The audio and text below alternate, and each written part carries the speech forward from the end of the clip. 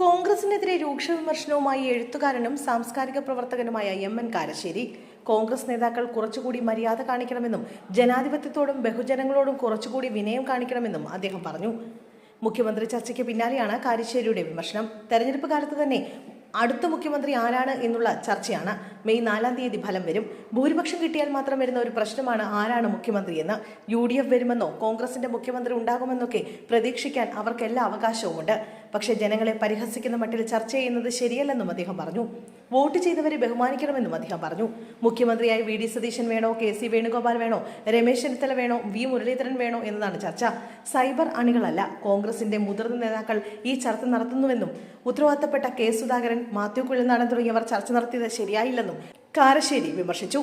മലയാളി എന്നുള്ള നിലയ്ക്ക്, ഒരു ജനാധിപത്യ വിശ്വാസി എന്നുള്ള നിലയ്ക്ക്, ജനങ്ങളോട് ബഹുമാനമുള്ള ഒരാൾ എന്നുള്ള നിലയ്ക്ക് എനിക്കിത് പ്രയാസമുണ്ടാക്കുന്നുണ്ടെന്നും അദ്ദേഹം പറഞ്ഞു.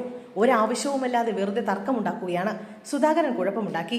ലോക്സഭയിലേക്ക് മത്സരിക്കുമ്പോൾ അദ്ദേഹത്തിന് അറിഞ്ഞുകൂടായിരുന്നു 2026 നിയമസഭാ തെരഞ്ഞെടുപ്പ് വരുന്നുണ്ടെന്ന്. അന്ന് മാറി നിന്നാൽ പോരായിരുന്നു. പിന്നെ അദ്ദേഹം ഒരേ സമയത്ത് MP-യും KPCC പ്രസിഡന്റുമായി.